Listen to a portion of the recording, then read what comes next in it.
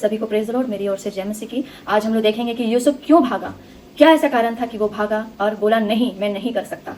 अगर आज के जनरेशन को ऐसा अगर मौका मिलता है, अगर ऐसा ऑफर मिलता है, ऐसा कुछ भी अगर कोई बोलते हैं तो लोग आसानी से उस चीज़ों को करने के लिए तैयार हो जाते हैं। आज के जवान, आज के जनरेशन के कोई भी लोग या फिर मैरिड कपल भी, ऐसा कुछ भी अगर कोई ऐसा ऑफर देता है तो वो कभी मना नहीं करेंगे, वो खुशी खुशी चीज़ों को करते हैं। पर ऐसा क्या कारण था कि यूसुफ भागा, वो बोला नहीं, मैं नहीं कर सकता, मुझे कोई देखने वाला है बोल के क्यों बोलता है। ये हम लोग आज का वचन निकालेंगे उत्पत्ति 39 का 7 में पढ़ दूंगी, उसके बाद डायरेक्ट 10 और 12 पढ़ेंगे। इन बातों के पश्चात ऐसा हुआ कि उसके स्वामी की पत्नी ने यूसुफ की ओर आंख लगाई और कहा, मेरे साथ सो। और 10 पढ़ेंगे। और ऐसा हुआ कि वह प्रतिदिन यूसुफ से बातें करती रही, पर उसने उसकी ना मानी कि उसके साथ लेट या उसके साथ रहे। 12 तब वह स्त्री उसका वस्त्र पकड़कर कहा, मेरे साथ सो। वह अपना वस्त्र उसके हाथ में छोड़कर भागा और बाहर निकल गया। क्या ऐसा कारण था प्रियो? अगर ऐसा ऑफर अगर आज के जनरेशन को मिले तो वो तो एक्सेप्ट कर लेंगे खुशी खुशी, पर ऐसा क्या था?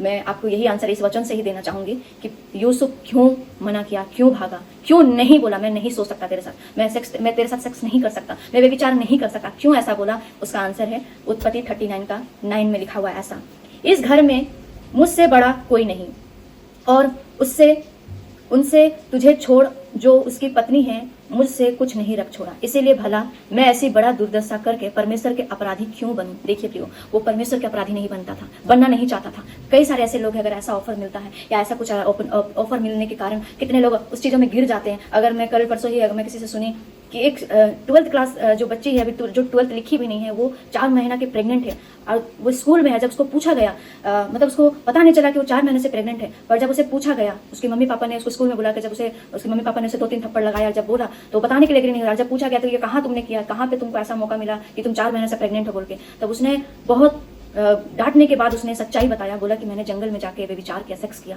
देखिए आज का जमाना कैसा हो गया, आजकल का छोटे छोटे चीजों को पाने के लिए लोग कहीं पे भी जाके सोने लगते हैं, कहीं पे भी जाके व्यभिचार करने लगते हैं, कहीं पे भी जाके सेक्स करने लगते हैं। पर देखिए यूसुफ, मैं कहना चाहती हूँ यूसुफ, आज वो लड़की का जिंदगी खराब हो चुका है। आज वो लड़की को वो लड़का बोलता है ये मेरा बच्चा नहीं है। ऐसा बहुत सारे लोग हैं।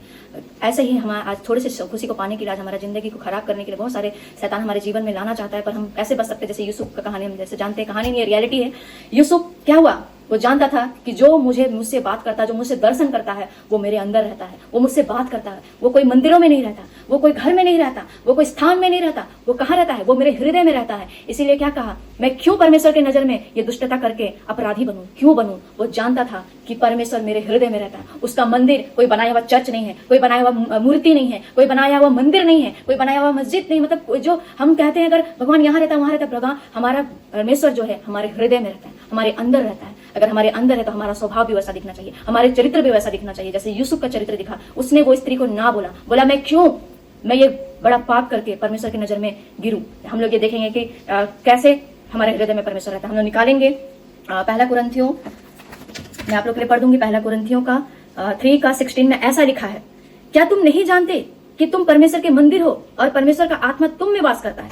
मैं यही सवाल करना चाहती हूँ, क्या आप नहीं जानते हैं कि आप परमेश्वर के मंदिर है? कोई मंदिर में परमेश्वर नहीं रहता है, कोई चर्च में परमेश्वर नहीं रहता है, कोई गुरुद्वारा में परमेश्वर नहीं रहता है। वो हमारे जीवन में रहता है, आपके जीवन में रहता है। आपके व्यवहारों में दिखना चाहिए परमेश्वर, हर एक कामों के द्वारा परमेश्वर दिखना चाहिए। मैं कहना चाहती हूँ परमेश्वर हर एक व्यक्ति के जीवन में रहता है। लोग चंगे क्यों होते हैं? क्योंकि उनके जीवन में परमेश्वर विराजमान होता है। यूसुफ क्यों उस विचार से भागा? आजकल के जमाने लोग क्यों नहीं पाप से भाग पाते? क्योंकि उनके जीवन में परमेश्वर है ही नहीं। वो चर्च जाते हैं, प्रेयर कराने जाते हैं या मंदिर जाते हैं, कहीं भी जाते हैं, पर उस पाप में डूबे हुए क्यों? क्योंकि उनके जीवन में परमेश्वर नहीं है। आज मैं कहना चाहती हूँ यूसुफ की तरह बनने की जरूरत है। वो जानता था जिसने मुझे बहुत पहले दर्शन दिया है, वो मेरे लिए कुछ बड़ी योजना रखा। जब वो जेल में था तो उसे दर्शनों के द्वारा परमेश्वर बात करता था। वो जानता था कि अगर मैं ये गलत कामों को करने लगूंगा तो परमेश्वर का जो मेरे दिल में, मेरे घर में, मेरे दिल मन में रहता है, वो मंदिर में रहता है। उसका मंदिर कौन है? हम है और आप है। जैसे यूसुफ बोलता था मैं उसका मंदिर हूँ। वो जानता था कि उसका विरुद्ध पाप करेगा तो परमेश्वर उससे बात नहीं करेगा, उसकी आवाज को नहीं सुन पाएगा, उसके दर्शनों को नहीं देख पाएगा। इसलिए परमेश्वर का जो उसका योजना था वो खत्म हो जाएगा। इसलिए यूसुफ क्या भागा, उस स्त्री को मना किया, रिफ्यूज किया। आज कितने सारे जवान है जो पाप में गिर जाते हैं, अपने आप को व्यस्त कर देते हैं, व्यभिचार सेक्स करने के बाद